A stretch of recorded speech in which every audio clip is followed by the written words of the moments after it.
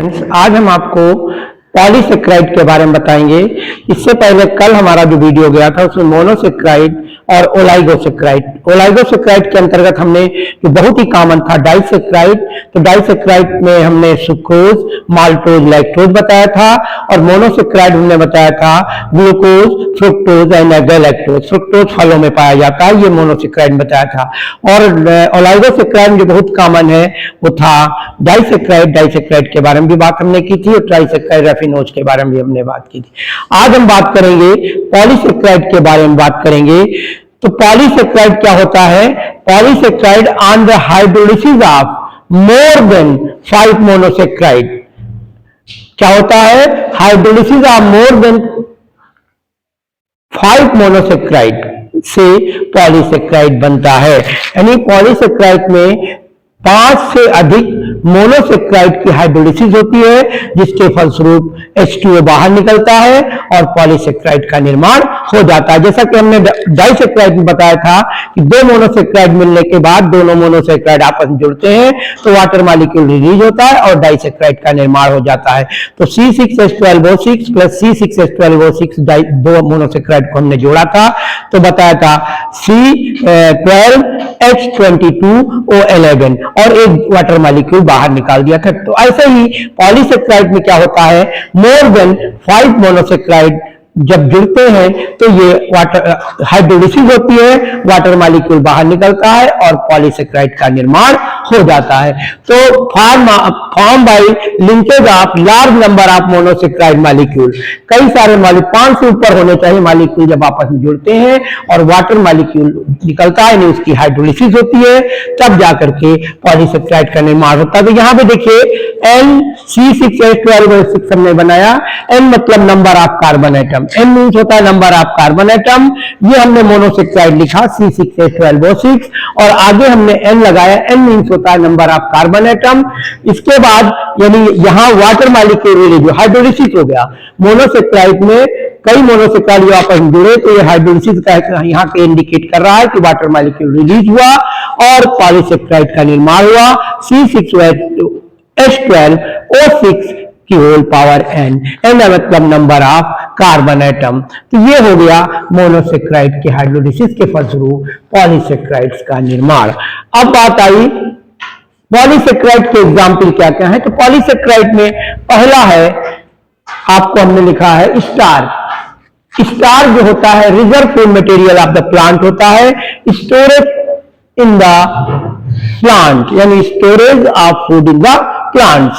तो ये हो गया पहला पॉलीसेक्राइड, यानी रिजर्व फूड में। आप अक्सर देखते होंगे चावल में गांव में कहते हैं माड़, जबकि एक्चुअल में मंड या स्टार्च होता है। वो जब हम भगोने में खाना बनाते हैं तो उस समय हम देखते हैं उसमें बहुत सारा उबाल जब आता है चावल में तो मंड बाहर निकलता है, गाढ़ा सा, उसको बाहर निकाल दिया जाता है, वो स्टार्च होता है। आलू काटते हैं तो आलू जब पानी में हम डालते हैं तो पानी में काट करके तो उसमें एक व्हाइट कलर का पानी हो जाता है, वो आलू से निकला हुआ स्टार्च होता है। तो ये reserve food material of the plant which is known as starch. अब दूसरा है glycogen, it is also known as animal starch. दूसरा है glycogen, it is also known as animal starch.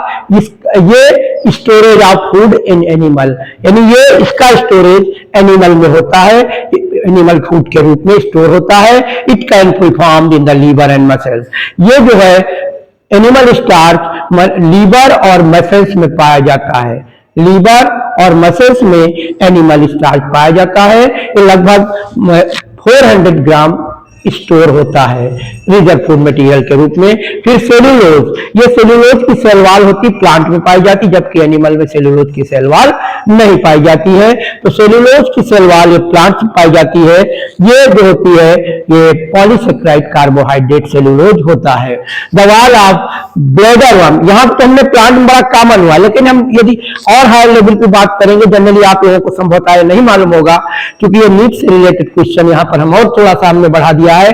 Generally present in the plant cell, आपको ये मालूम है कि सेलुलोज प्लांट की सेल वॉल में पाया जाता है, सेलुलोज यानी cell wall of the plant पाया जाता है। लेकिन इसके आगे आपको नहीं मालूम, जनरली आपने यही पढ़ा है।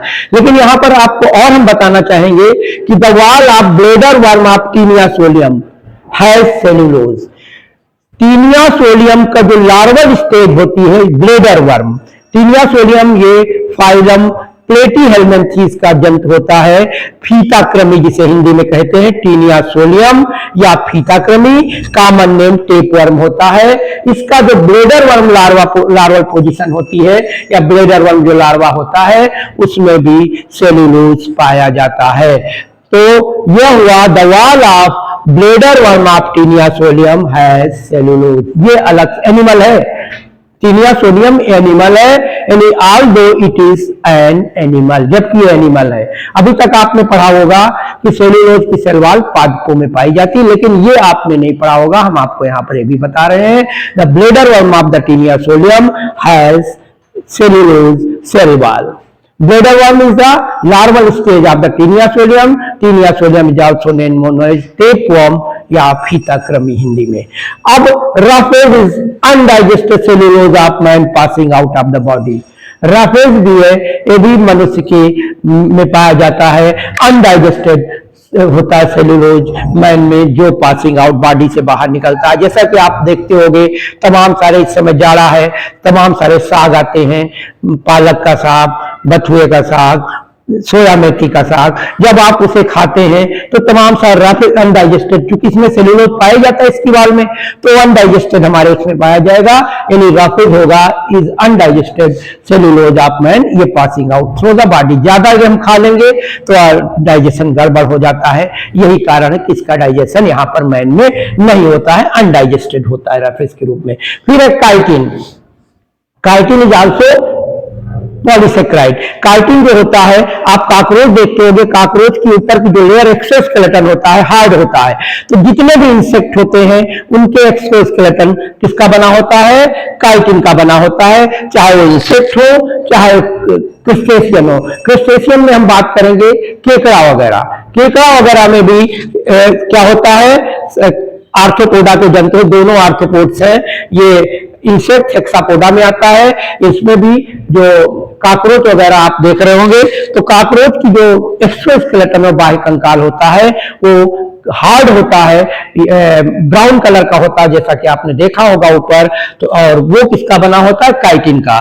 क्रिस्टेशियन का मतलब यहाँ पर क्रैब की बात आती है, किंग क्रैब वगैरह, तो क्रिस्टेशियन में जो एक्सोस्केलेटन होता है वो भी काइटिन का बना होता है, और ये दोनों किसके अंतर्गत आते हैं, फाइलम आर्थ्रोपोडा। तो ये क्या है, आर्थ्रोपोड्स है। अब ये तो बात हो गई आपकी, काइटिन क्या होता है, ग्लूकोज के अमीनो ग्रुप से मिलकर बना होता है, ग्लूकोएमीन, है ना। Chitin made up of unit called ग्लूकोएमीन।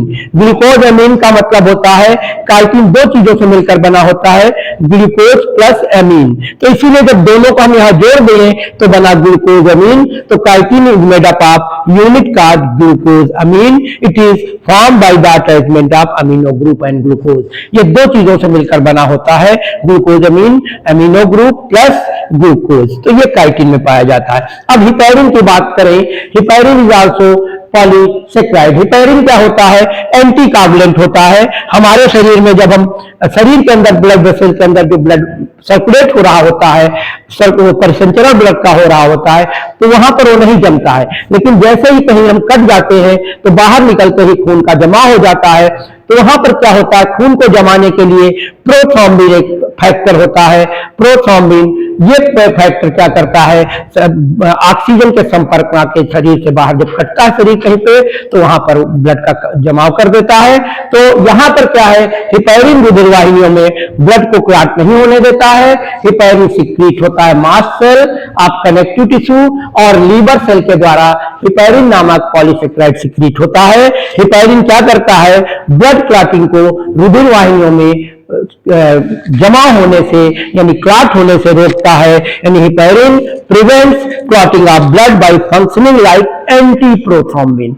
Prothrombin क्या करता है, जब हम कहीं कट जाते हैं तो वहां पर कटे हुए स्थान पर ब्लड का क्लॉट हो जाता है, लेकिन हिपैरिन क्या करता है, रुधिर वाहिनियों में जो ब्लड का सर्कुलेशन होता है तो वहां पर ये ब्लड को जमने नहीं देता है। इस तरह से हम कह सकते हैं कि ये एंटी प्रोथ्रोम्बिन के रूप में ये कार्य करता है, यानी हिपैरिन। अब बात आई ग्लूकोप्रोटीन, जिसे हम माइकोप्रोटीन कहते हैं। ये क्या होता है, it is known as heteropolysaccharide formed by the different kind of monosaccharide. ये हेट्रोपॉलीसेक्राइड है। हेट्रोपॉलीसेक्राइड का मतलब होता है डिफरेंट काइंड ऑफ मोनो, कई प्रकार के मोनोसेक्राइड से मिलकर जो पॉलीसेक्राइड बनता है उसे हम हेट्रोपॉलीसेक्राइड कहेंगे, और वो होता है ग्लाइकोप्रोटीन या म्यूकोप्रोटीन। यहां पर हमने बताया एक प्रकार के भी, यहां देख रहे हो यहां पर एक प्रकार के कई सारे मोनोसेक्राइड जुड़ करके पॉलीसेक्राइड बनाते हैं, तो उसे हम कहेंगे होमोपॉलीसेक्राइड। या यहां पर जब अलग अलग प्रकार के पॉलीसेक्राइड आपस में जुड़ करके पॉलीसेक्राइड बनाएंगे तो उसे heteropolysaccharide form by the different kind of monosaccharide which is known as heteropolysaccharide. In the same type of monosaccharide form the polysaccharide is known as homopolysaccharide and different type of monosaccharide form which is known as heteropolysaccharide। अब बात आई dextrin. Dextrin is use for blood transfusion. Dextrin बड़ा important, ये artificial है। जब कहीं military में बहुत दूर दराज स्थानों पर जब किसी मिलिट्री मैन को चोट लगती है, घायल होता है, गोली लगती है, तो वहां पर तुरंत रेमेडी के लिए डेक्स्ट्रिन को घोल करके ब्लड के रूप में चढ़ा दिया जाता है।